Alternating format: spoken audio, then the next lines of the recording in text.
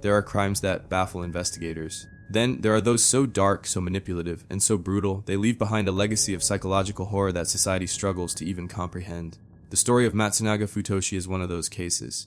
This is not just a murder case. This is a psychological labyrinth filled with cult-like control, emotional domination, sexual abuse, poison, and gruesome deaths. Japan has seen many disturbing crime stories, but none quite as twisted and calculated as the Matsunaga mass poisoning and mind control case. It starts with one man, Matsunaga Futoshi. Born in 1961 in the Fukuoka prefecture of Japan, on the surface, he appeared charming, intelligent, and articulate. But under that well-groomed smile hid a sociopath with a terrifying capacity for manipulation. His early life gave subtle signs. He was expelled from school for assault, and by his 20s, he was already defrauding people, mostly women, out of money by pretending to be something he was not: a doctor, a businessman, or even a psychic.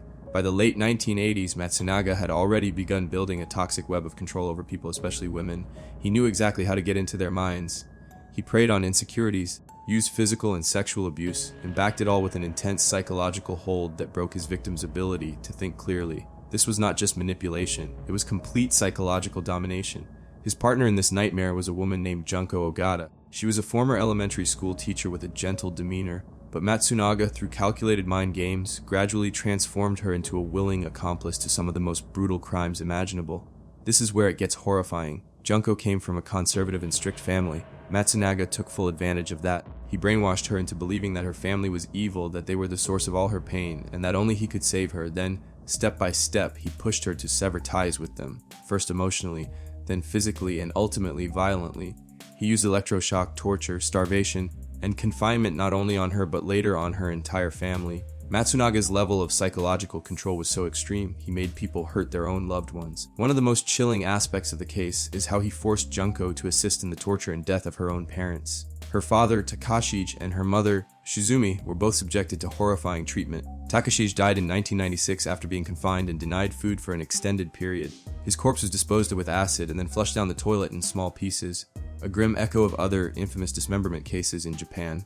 But the horror did not stop there. Matsunaga and Junko also held Junko's sister, her sister's husband, and their 5 children captive. They were locked in an apartment for months, subjected to starvation, beatings, and even electric shocks. Matsunaga used every method of control he could find. He even made the children turn on each other by rewarding one when the others suffered. Slowly, he dismantled their sense of identity, morality, and resistance. What is terrifying is how these people followed his orders, even to the point of harming their own family. Matsunaga managed to force Junko's niece to beat her own brother to death. The child was so psychologically broken that she did not even realize what she had done. Another victim was made to stand in boiling water. One of the few surviving children said that life during captivity felt like a living hell where death seemed like the only escape.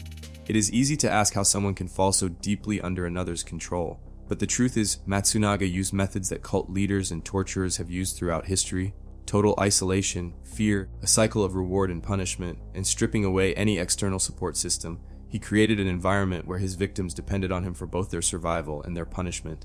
By the time police finally intervened in 2002, 7 people were dead, and it took years for the full story to emerge, because even after his arrest, his victims were too traumatized to speak clearly. They were not just witnesses, they were survivors of psychological warfare. What finally led to Matsunaga's arrest was a daring escape. One of the surviving girls managed to get away and contact the police. Even then, it took time for investigators to understand the magnitude of what had happened. The apartment where the victims were held had no soundproofing, no insulation. It was a prison disguised as a home.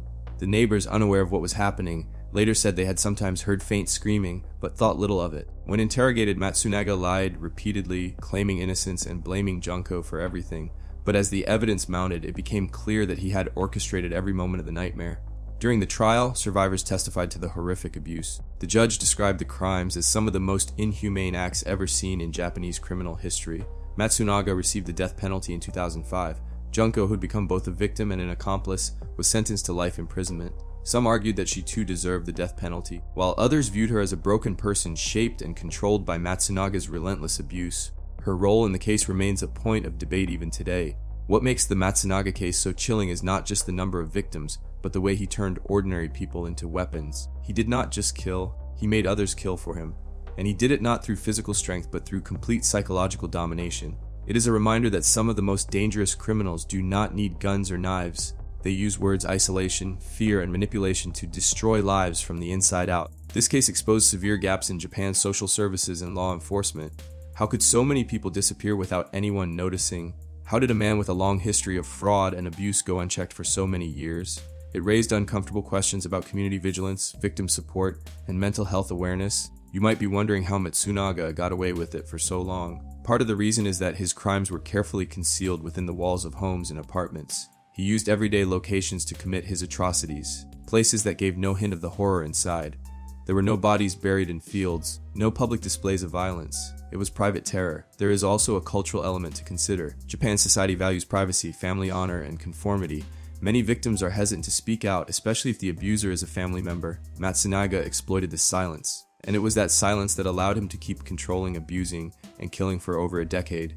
The psychological scars of this case still linger. The surviving children have had to rebuild their lives with intense therapy and support. Some changed their identities entirely. It is hard to imagine the trauma they endured, growing up in a world where love and abuse were intertwined, and where the line between right and wrong had been deliberately blurred by the man who ruled over them. Today, the case of Matsunaga Futoshi is used in criminology and psychology courses as an extreme example of coercive control. It has been studied alongside cult behavior, domestic violence, and Stockholm Syndrome. Experts still try to unravel how one man could hold such power over so many. But there is one undeniable truth: this case is not just about evil. It is about the terrifying potential of manipulation.